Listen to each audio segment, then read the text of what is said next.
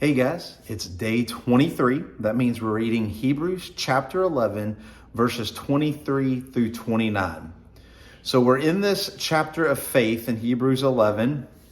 Looked at the kind of the definition of it in the first 7 verses. Last night we looked at Abraham and his descendants in their faith. And so today we look at the faith of Moses. Okay, so the faith of Moses.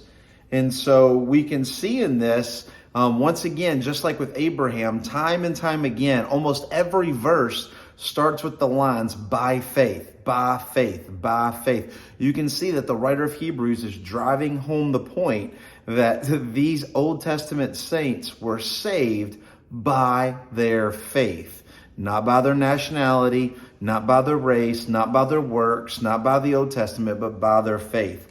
But notice kind of the main point of today is really verses 23 and 27.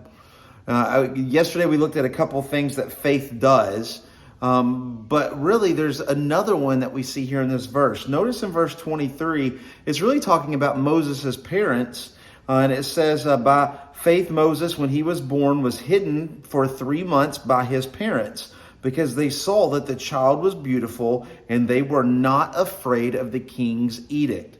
Notice here that by faith, Moses' parents, they did not do what the Pharaoh said, what the king said.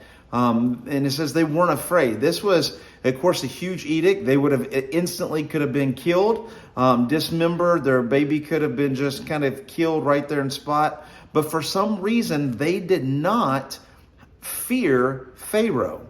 But notice in verse 27, it says, by faith, he, talking about Moses left Egypt, not being afraid of the anger of the king, for he endured as seeing him who is invisible.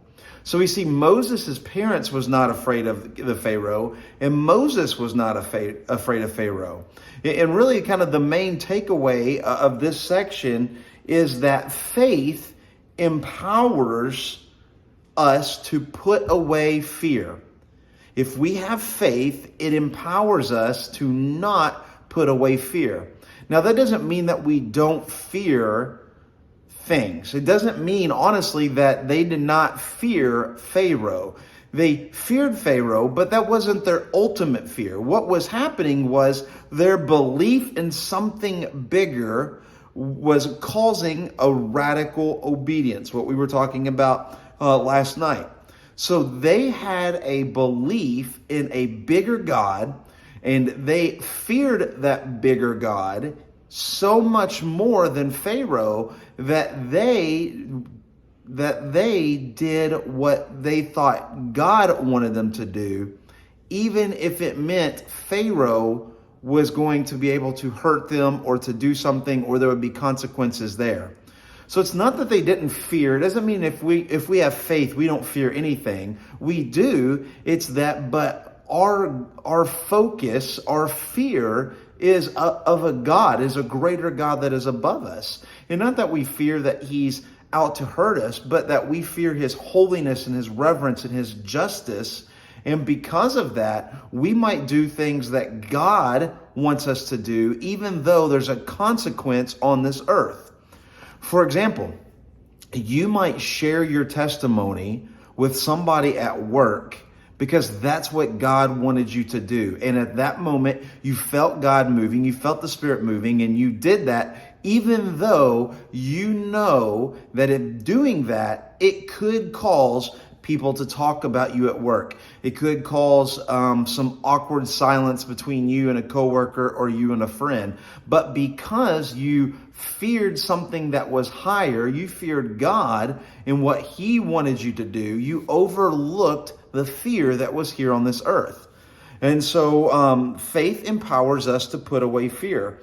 But notice as it keeps talking about it, it's by faith, by faith, by faith. But notice in verse 26, it said he considered the reproach of the greater of Christ greater wealth. It's saying here that Moses was already thinking about Jesus. He was already thinking about this Messiah. He didn't know his name. He didn't know really anything about him. The prophecies haven't came yet, but he knew that God was working something that was better.